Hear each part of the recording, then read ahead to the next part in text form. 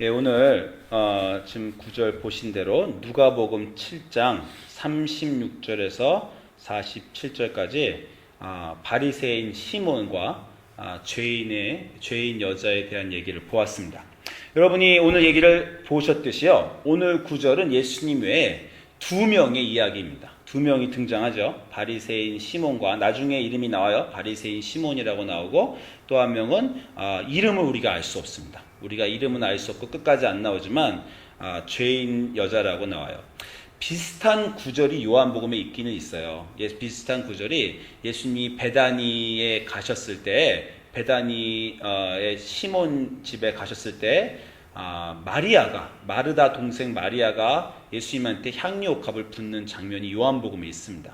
그런데 마리아는 죄인 여자는 아니에요. 마르다의 동생, 나사로의 동생, 마르다의 동생 마리아는 죄인 여자가 아니기 때문에 이 구절은 다른 사건을 우리가 생각하고 있습니다. 그래서 비슷한 설정에서 일어나지만 시몬의 집도 맞고 향유옥합도 맞지만, 그러나 다른 두 가지 사건이라고 우리가 생각하고, 그래서 이 구절은 누가복음에만 있는 구절입니다.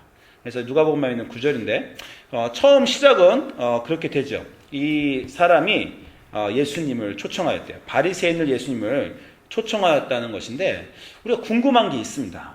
바리새인이 예수님을 초청한 경우는 이 경우밖에 없어요, 성경에. 여러분이 아시다시피 바리새인이 예수님과 사이가 좋지 않습니다.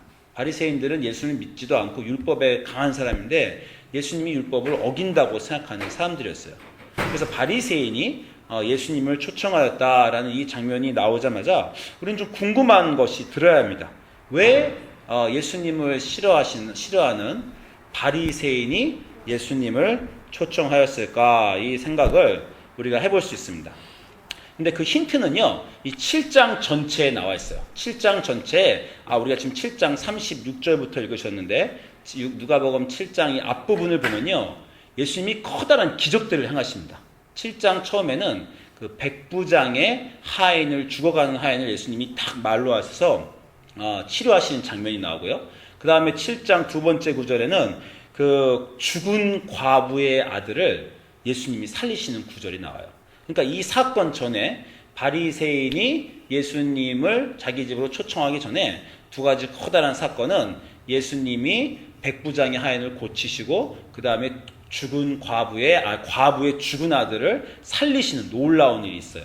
그러니까 예수님이 과부의 죽은 아들을 살리시자마자 7장 16절에 사람들이 이렇게 반응합니다. 큰 선지자가 우리 가운데 일어나셨다. 하나님이 자기 백성을 돌아보셨다. 이렇게 사람들이 예수님을 생각했다는 겁니다. 그러니까 예수님이 바리새인들과 사이가 좋지 않았지만 바리새인들이 예수님이 한 기적을 보고 큰 선지자가 사람들이 일어났다는 것을 알고 있었어요.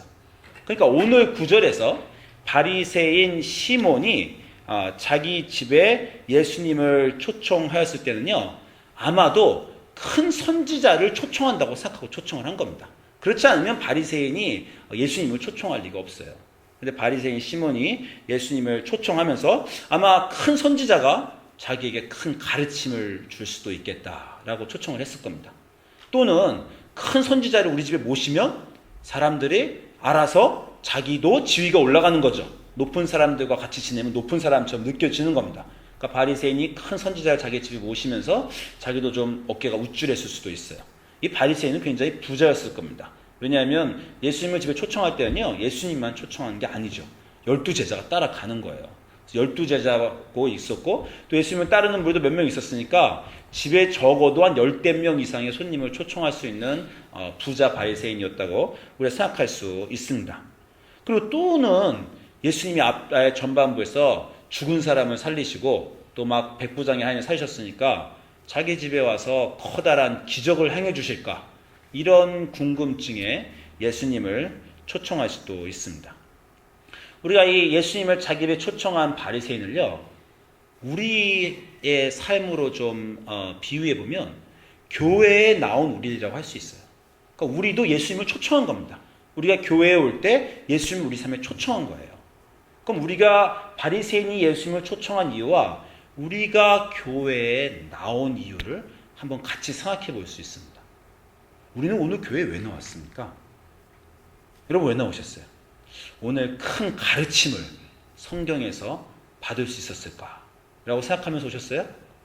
아니면 혹시 내 삶에 오늘 예배를 통해서 기적이 일어날 수 있지도 않을까? 뭐 아픈 곳이 날 수 있지도 않을까?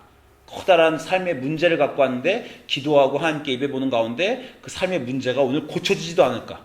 이런 기적을 또는 기대하면서 나오셨습니까? 아니면은 주일날 예수님께 나와서 예배 드리는 것이 자기 인생에 좀 보기 좋아서 나오셨습니까? 그냥 일요일날 다른 사람처럼 놀러 가는 것보다 예배에 나와서 예배를 드리면 좀 경건한 생활을 하는 것처럼 여겨져서 나오셨어요? 아니면 주일날 예배를 안 보면 꼭 벌을 받을 것 같아서 내 삶에 축복이 없어지거나 하나님의 보호를 못 받을 것 같아서 그것을 위해서 나오셨습니까?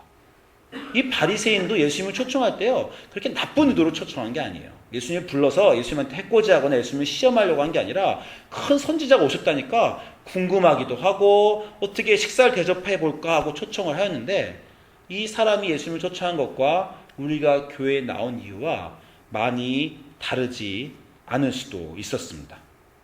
또는 이 바리새인은요, 예수님을 초청하면서 진짜 큰 선지자인가 알아보려 나왔을 수도 있어요. 우리가 오늘 이곳에 나와서 하나님이 진짜 하나님인가? 라고 확인하러 나왔을 수도 있습니다. 근데 이 바리새인에게 마침 그럴 기회가 생겼어요. 예수님이 진짜 선지자가 아닌가를 체크해 볼 기회가 생겼습니다. 왜냐하면 죄인 여자가 방문했기 때문입니다. 이 여자는, 오늘 나온 구절에 있는 여자는 죄인 여자라고 성경이 말하고, 그리고 이 여자는 예수님을 자기가 초청하진 않았지만 예수님을 만나러 왔습니다. 똑같은 질문을 할 수 있어요. 바리새인은 이 예수님을 왜 집에 초청하였을까요? 라는 질문하고요, 이 여자는 왜 예수님을 보러 왔을까요? 왜냐하면 바리새인이 예수님을 자기 집에 초청한 것도 이상하지만 죄인인 여자가 예수님이 바리새인의 집에 있다고 그 바리새인의 집에 찾아간 것도 이상한 겁니다. 왜냐하면 바리새인들은 율법학자로 죄인을 정죄하는 사람이에요. 그러니까 이 여자는 바리새인 집에 예수님 만나러 간 순간 들어가는 문부터 문전박대를 당하든지, 아니면 거기 있는 바리새인과 그 바리새인 모든 친구들에게 죄인이라고 손가락질을 받을 걸 알고 있었습니다. 그런데 그 여자는 왜 예수님을 바리새인의 집으로 찾으러 갔을까요? 위대한 선지자를 만나러 갔을까요? 위대한 가르침을 그날 들으러 갔을까요? 아니면 예수님의 축복과 보호를 받으러 갔을까요? 그 의도들이 궁금합니다. 궁금한데요, 성경에서 이제 그 힌트를 줍니다. 그죠? 힌트를 주는데, 오늘 제가 여러분에게 한 가지 나누고 싶은 건요, 이 두 명의 캐릭터를 보면서 한번 연극이라고 생각해 보세요. 우리는 연극한다. 이 스토리 딱 애들한테 주고 이걸로 한번 연극을 해봐라. 그러면은 한 명은 바리새인 역, 하나는 여자 역, 하나는 예수님 역, 이제 세 명이 등장인물을 하면 돼요. 그래서 연극을 한다고 생각할 때, 이 처음에 연극을 한다고 생각하면 바리새인이 나와서 이 바리새인 역할을 하는 사람들이 연극하니까 이 대사를 칠 겁니다. 그죠? 연극하면서 대사를 치는데, 이 바리새인의 대사를 한번 보고 여자의 대사를 한번 보세요. 바리새인의 첫 번째 대사는요, 독백입니다. 독백. 7장 39절에 예수님을 초청했는데 예수님이 이 집에 오셨고, 그러면 죄인 여자가 집에 나타났어요. 설정입니다. 연극에. 설정인데 죄인 여자가 나타나니까 바리새인이 속으로 말했어요. 이거 참 누가복음을 쓴 누가가 바리새인이 속으로 말하는 거 어떻게 알았을까요? 그죠? 근데 어쨌든 연극으로 치면 이게 바리새인 독백입니다. 다른 사람 못 된 바리새인 독백으로, 바리새인 속으로, 이게 바리새인이 여자가 온 것을 보고 마음에 이르되, 이 사람이 예수가 만일 선지자였다면 자기를 만지는 이 여자가 누구며 어떠한 자, 곧 죄인인 줄을 알았으리라. 지금 바리새인이 독백으로 때리는 겁니다. 독백으로 바리새인이 이 얘기를 했어요. 그러면 앞에 부분과 맞아 떨어지죠. 사람들이 큰 선지자인 예수님을 찬양했더니 바리새인은 자기 집으로 선지자를 불렀습니다. 그래놓고 죄인 여자가 오니까 이 사람 마음속에 내가 이 사람을 부르긴 불렀어. 사람들이 큰 선지자라고 생각하고 기적도 일으킨다고 하니까 부르긴 불렀는데 진짜 선지자인지 이제 알아봐야 되겠다. 왜냐하면 진짜 선지자는 사람을 꿰뚫어봐서 처음 만난 이 여자도 죄인인지 알아볼 테니까 라고 지금 이 사람이 무대에서 그 대사를 때린 겁니다. 우리가 이 바리새인 시몬은요, 예수님을 자기 집에 초청해 놓고 큰 선지자라고 생각하고 초청해 놓고요, 아직도 이 사람이 큰 선지자인지 아닌지 확신도 없었어요. 그래서 우리 집에 와서 하는 행동을 보고 큰 선지자인지 알아보겠다라고 생각하고 있는 겁니다. 때때로 우리가 교회에 오면서요, 내가 하나님께 예배 드린다, 예수님을 믿는다라고 오는데요, 우리 마음속에 사실은 확신이 없을 때도 있어요. 예배 와서 예배를 드리면서 내가 진짜 하나님한테 예배 드리는 거 맞나? 이거 또 속는 거 아니야? 그냥 와서 예배 드리는데, 예배는 드려야 될 것 같아서 드리는데 확실히 하나님이 있는 거 맞는가? 이런 마음 들어보신 적 없어요? 또 예배 드리다가 내가 진짜 예배 드리면 이게 하나님이 받나? 그 하늘에 계신 하나님이 내려와서 나 예배를 받아주시나? 또는 예배 중에 정말 예수님이 나의 마음을 움직이셔서 내가 구원받는 게 맞나? 그게 예배로 오는 목적인데 예배로 오면서 그 부분이 가끔 궁금할 수도 있다는 거예요. 내가 지금 예배를 와서 일어나는 일이 어떤 일이 일어나는가? 이 바리새인이 마찬가지로 시몬이 예수님을 큰 선지자로 초청해 놓고 예수님이 선지자 만나 궁금해하는 것처럼 구원과 하나님을 만나러 예배당에 오면서도 하나님이 진짜 하나님이고 예수님이 내 살아계신 구원자 여기 계신 분이 맞나라고 우리 마음속에 궁금해할 수도 있다는 겁니다. 그게 바리새인의 첫 번째 대사예요. 이 모놀로그, 독백의 대사로 우리가 알 수 있는 겁니다. 그러면 여자의 대사는 뭐예요? 오늘 성경 전체 구절에서 바리새인도 대사를 치고 예수님도 대사를 하고 말을 하고 여자도 말을 해야 되는데 여자의 말은 무엇입니까? 오늘 전체 구절에서 여자가 뭐 한 말 기억나세요? 독백을 했든지 속으로 말했든지 여자가 예수님한테 뭐라고 말했든지 시몬한테 뭐라고 말했든지. 오늘 구절에서 이 등장인물 여자는 대사가 없어요. 그러니까 만약에 우리가 연극을 하면요, 제가 여러분 중에 누구한테 마리아 역을 이 마리아가 아니라 이 죄인 여자를 맡으십시오. 그럼 여러분이 기뻐하셔야 돼요. 아, 이거 쉬운 역할이다. 대사가 한 번도 없다. 그냥 나타나서 그냥 몇 번 움직이면 연극된다. 대사를 외울 필요가 없습니다. 이 여자는요, 대사가 없어요. 그러니까 우리가 이 여자의 하고 싶은 말이나 의도를 여자의 행동을 보고 우리가 추측을 해내야 됩니다. 성경에서 여자가 속으로 독백을 하는 경우도 물론 있습니다. 여러분 마가복음 5장에서 혈루증 여자가 예수님한테 온 거 기억나세요? 혈루증 여자가 예수님한테 와서 거기 뭐라고 말해요? 그 여자가 마음속에 생각하기를 내가 그의 옷자락만 만져도 병이 나을 것이다 라고 생각하는 부분이 있죠. 그 이야기는요, 성경에서 아직도 유일무이하게 여자가 마음속으로 어떻게 생각하는가를 마가가 꿰뚫어 보고 또 거기 마가복음에 쓴 거예요. 그러니까 여자의 마음을 여자가 말하지 않았는데도 성경에서 그 여자는 이렇게 생각했다라고 말해서 얘기해 주는 부분도 있습니다. 근데 오늘 구절은 이 누가복음의 구절은 여자가 어떻게 말했는지는 얘기해 주지 않아요. 그럼 여자의 행동을 보면서 추측해 보세요. 여러분 어떨 것 같아요? 여자가 예수님한테 와서 눈물을 흘리면서 눈물을 그 발에 흘리고 머리로 그 예수님 발을 닦고 향유값을 깨서 부으면서 속으로 어떤 대사를 했을까요? 그때 시몬은 그걸 보면서 예수님은 선지자라면 이 여자가 누군지 알았을 것이다. 선지자가 맞다면 그 대사를 치고 있었어요. 예수님의 대사는 그 다음에 나옵니다. 여자는 어떤 말을 속으로 하고 있었을까요? 여자가 말로 했으면 좋겠는데 말로 안 했어요. 그러니까 속으로라도 했으면 좋겠는데 성경은 속으로 이 여자가 이렇게 생각했다도 안 말해줍니다. 그럼 이 행동으로 여자가 한 대사를 추측해보세요. 여러분이 드라마 작가라고 생각하시고 상상력을 동원해서 지금 여자는 어떤 대사를 치고 있었겠습니까?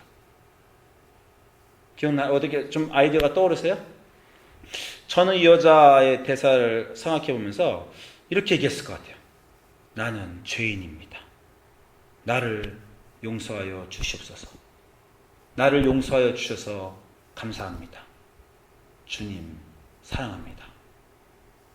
이 정도 대사가 아니었을까요? 그죠? 네? 그 정도 대사를 이 여자가 말했을 것 같아요. 그러면 아니면 좀 더 간단하게 얘기하면 그냥 죄송합니다. 죄송합니다. 죄송합니다. 고맙습니다. 제가 왜 그렇게 생각하냐면 저도 예수님을 오래 믿고 제가 목사고 제가 성경학자고 제가 성경을 보면 얼마나 할 말이 많겠어요. 또 사람들과 얼마나 성경에 대해서 세상에 대해서 하는 거에 말을 많이 하겠어요. 어떤 때는 어떤 사람이 교회 와서 어떤 저한테 성경 읽다가 목사님 뉴스를 봤는데 비행기가 떨어져서 아이들이 죽고 다 죽었답니다. 이거 도대체 하나님이 왜 이 아이들을 보호해 주지 않습니까? 왜 악한 사람들 히틀러나 뭐 독재자들이 사람을 막 죽이는데 왜 하나님은 아무것도 안 해주십니까? 이렇게 누가 물어보면요, 제가 성경학자로 막 대답을 한 페이지를 합니다. 그냥 사실은 정의에 대한 문제, 선택에 대한 문제 할 말이 많아요. 그러나 저도 또 가끔가다 하나님 앞에서 불평합니다. 하나님, 이 인생이 왜 이렇습니까? 주님이 그럴 때 도와주셔야 되는 거 아닙니까? 지금쯤 주님의 개입이 일어나야 되는 거 아닙니까? 이런 말을 할 때도 있어요. 또 여러분이 잘 하는 질문들도 있죠. 아니, 왜 성경엔 도대체 공룡이 없습니까? 공룡이 있어야 되는데 분명 왜 진화론이 있어야 되는데 없습니까? 우리가 늘 교회에 오면 하고 싶어하는 말들이 있잖아요. 저도 그런 말들이 많이 있었습니다. 근데 제가 성령을 받으니까요, 그 예배 중에 성령이 확 저한테 오니까 아무 말도 안 떠오더라고요. 그냥 성령을 내리면요, 눈물만 막 쏟아집니다. 눈물 막 쏟아지면서 나오는 말이 뭐예요? 그냥 죄송합니다. 죄송합니다. 잘못했습니다. 잘못했습니다. 뭐 잘못했잖아요? 크게 잘못한 거 없는 것 같은데 그냥 잘못했다고 말이 저도 모르게 막 나와. 눈물이 막 나면서 주님 정말 잘못했습니다. 정말 죄송합니다. 그 말 한 죄송합니다. 한 100번 아니지만 20번, 30번 나오면요, 그 다음에 감사합니다. 감사합니다. 주님 진짜 고맙습니다. 이 말만 또 나와요. 그러고 나면 그 말 맨 마지막 끝에 주님 사랑합니다. 사랑합니다. 그러니까 성령이 받고 눈물이 나오면요, 정말 전 이 세 마디밖에 안 나오더라고요. 뭐 딴 말이 나온지, 이 말 한번 해봤어요. 주님 이제 목사 못하겠습니다. 죄송합니다. 이 말 한번 했어요. 내가 너무 죄송해서 목사를 안 해야 되겠구나. 이제 어떻게 나 같은 사람이 목사나 죄송합니다. 목사 이제 그만하겠습니다. 이 말 뭐 좀 더 나오더라고요. 근데 안에 성령이 내리면 그 말만 한참 나오는 겁니다. 이 여자는 그 말만 했던 것 같아요. 죄송합니다. 죄송합니다. 고맙습니다. 고맙습니다. 주님 사랑합니다. 사랑합니다. 그냥 이 눈물 흘리면서 그 말만 한 것입니다. 예수님을 앞에 나오면 사람들이 어떤 말들을 해요? 여러분 어떤 말을 이 아침에 가지고 나오셨습니까? 주님 언제까지 기다려야 됩니까? 왜 응답을 안 해주십니까? 지금 벌써 기도한 지 한 달도 더 됐습니다. 6개월 그 문제 갖고 기도했는데 왜 그 문제 안 들어주십니까? 이 말을 갖고 나오셨어요? 아니면 주님 우리 아이들 지금 보호해 주시고 우리 아이들 잘 되게 해주시고 우리 아이들 하나님 앞에서 정말 큰 사람 되게 해주시고 그 말을 마음속에 갖고 오셨어요? 아니면 어떤 불평과 불만을 갖고 오셨습니까? 아니면 여전히 의심하는 말을 갖고 오셨어요? 주님 정말 모르겠습니다. 왜 세상이 이렇고 하나님은 이러신지, 당신이 살아계신 하나님은 뭔가 좀 이건 아니어야 될 것 같은데, 그런 마음을 갖고 오셨어요? 여러분 예수님이 십자가에 돌아가셨을 때 그 예수님 십자가에 있을 때 두 명의 행악자 같이 달렸죠. 그 두 사람이 아주 정반대의 말을 했습니다. 한 사람은 뭐라 그랬어요? 네가 그리스도냐? 너와 우리를 구원해라. 누가복음 23장 39절에 나오는 말씀이에요. 예수님을 보고 이 사람은 그 말이 하고 싶었어요. 너 그리스도 맞냐? 너 예수님 맞아? 그러면 날 좀 구원해라. 너와 나를 구원해라. 어떤 사람은 예수님한테 나오면서 그런 말 하고 나옵니다. 예수님 도대체 하나님 아들 맞습니까? 하나님 정말 살아계신 거 맞습니까? 그러면 좀 내 인생을 구원해 줘야 되는 거 아닙니까? 내 인생이 좀 달라져야 되고 내 인생이 좀 나아져야 되는 거 아닙니까? 하나님 맞습니까 도대체? 어떤 사람은 교회 오고 하나님 나오면서 그런 말을 마음속에 품고 와요. 그런데 또 다른 행악자는 뭐라고 말합니까? 예수여, 당신이 하나님 나라에 임하실 때 나를 생각하소서 라고 그 행악자는 말했던 겁니다. 여러분 교회 나오시면서 예수님 말이 오면서 주님 내 인생의 끝에 나를 기억하시옵소서. 내 험악하고 힘들었던 그 인생의 끝에 그러나 주님이 온통 나를 동행하셔서 내가 죽은 다음에는 그 당신의 나라에 들어갈 것을 믿습니다. 나를 기억하시고 나를 당신 나라에 받아주시옵소서. 그 천국의 소망으로 내가 지금 여기 와 있습니다. 당신이 나를 위해 자리를 예비하시고 내 안에 평화를 주시고 영원한 평화로 나를 인도하실 것을 믿습니다. 당신의 그 많은 고통을 나에게 평화와 구원을 주시려고 한 그 고통을 알고 있습니다. 주님 당신의 나라 가실 때 나를 생각하시옵소서. 이런 목소리를 가지고 나오셨습니까?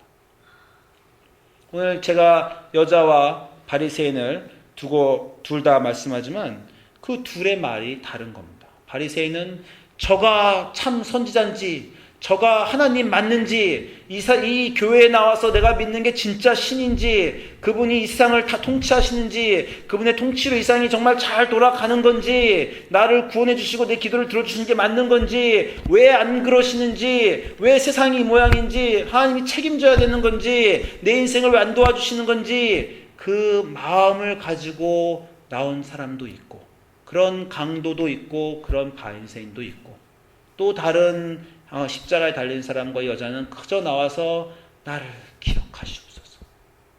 정말 죄송합니다. 올바로 살지 못했습니다. 그냥 내 가고 싶은 대로 가고 살고 싶은 대로 살고 내 생각만 하고 내 인생만 살았습니다. 죄를 지었습니다. 죄송합니다. 죄송합니다. 용서하여 주시옵소서. 감사합니다. 이 말을 여러분 마음속에 두고 나오셨습니까?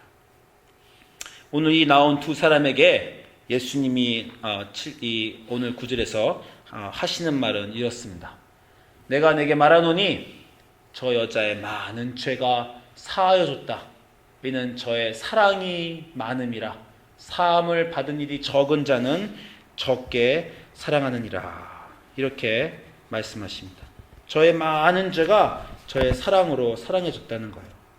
여러분, 예수님한테 나오면서요, 자기의 죄가 사하여지기 위해서 나오지 않은 사람은요, 정말 의미 없이 나온 겁니다.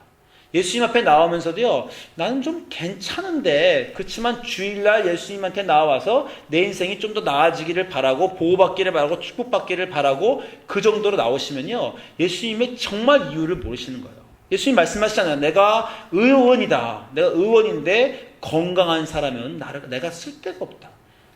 아픈 사람, 병자, 죄인, 주님이 지금 내 인생에 필요합니다. 주님이 안 계시면 내가 어떻게 살 수가 없습니다. 내 인생은 망가졌습니다. 사람들은 내가 잘 산다고 생각하고 내 인생 겉으로 보기에는 아무것도 없지만 속으로는 정말 난 하나님 앞에서 온전히 살아본 적이 없는, 한 번도 하나님 앞에 서본 적이 없는 죄인입니다. 주님, 망가지고 부서진 내 인생, 모든 부서진 관계 주님 회복시켜 주시옵소서. 나는 이곳에서 주님이 정말 필요합니다. 주님 아니면 살 수가 없습니다. 주님이 나의 구원자시고 예수님만이 내 죄를 사하여 주실 수 있는 분이고, 그렇기 때문에 내가 내 죄의 사함을 받기 위해서 여기 왔습니다. 주님 꼭 좀 나의 죄를 사하여 주시옵소서 라고 말하지 못하는 사람은요, 그냥 이 가벼운 구원과 가벼운 이 축복과 보호하심만을 위해서 그저 온 것이에요. 예수님의 깊은 의미를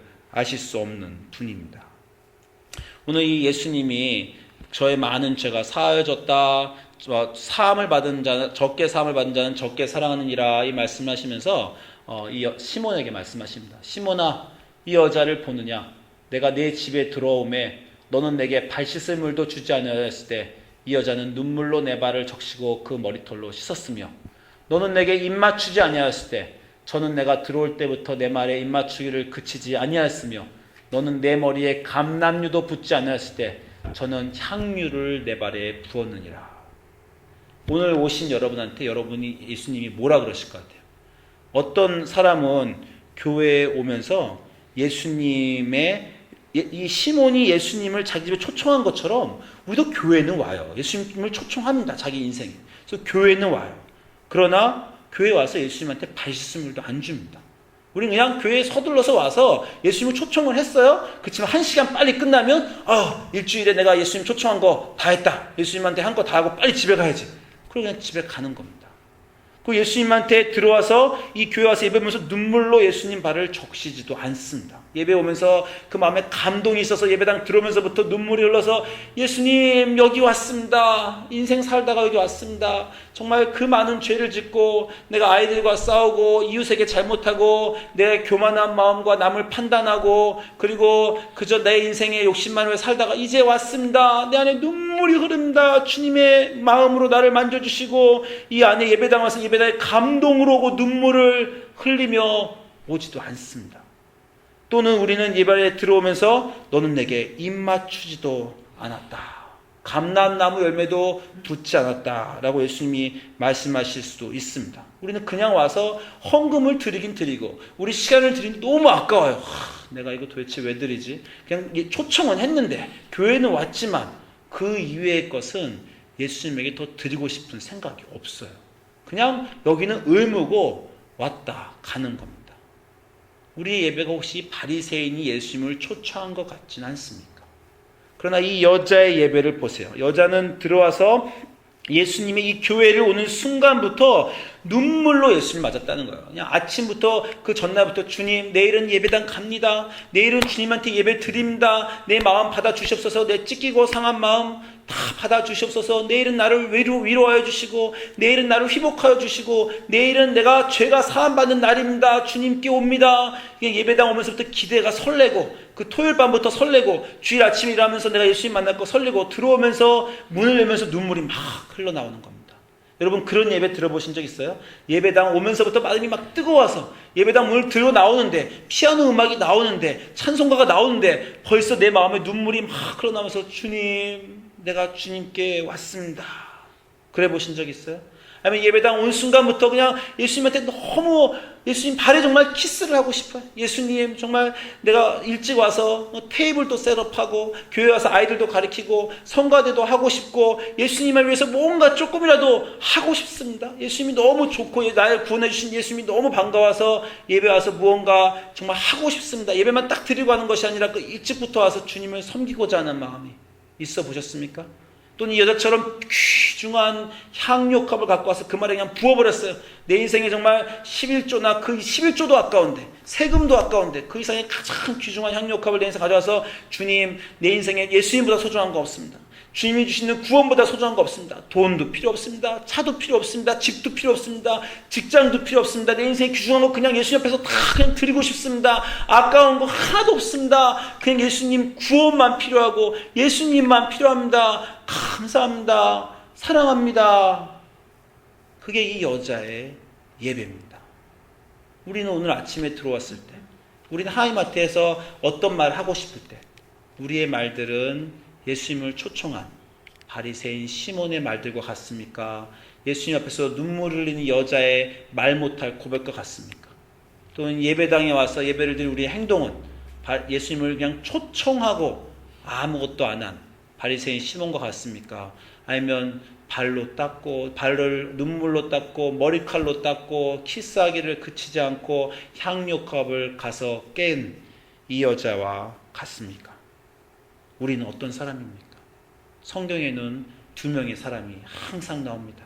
카인과 아벨이 나와서 그저 예배드린 카인과 가장 소중한 것으로 예배드린 아벨이 있고 두 명의 사람이 예배드리러 올라가서 남을 비판한 바리새인과 그 앞에서 눈물을 흘린 세리가 있고 그리고 자기의 두 렙돈을 가져와서 전부 드린 가난한 과부와 그냥 있는 것 중에 조금 드린 부자가 있고 그리고 자기 집에 초청은 했지만 예수님이 그냥 누구신가만 알아보려 했던 바리새인이 있고 그곳에 와서 눈물을 흘리면서 말 못할 심정으로 예수님 앞에 쏟아지고 사랑을 고백한 여자가 있습니다.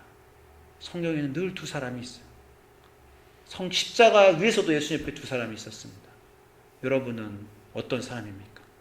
여러분의 예배는 어떤 예배입니까? 오늘 여러분 이곳에 계신 여러분의 마음은 누구의 마음입니까? 같이 기도하시겠습니다.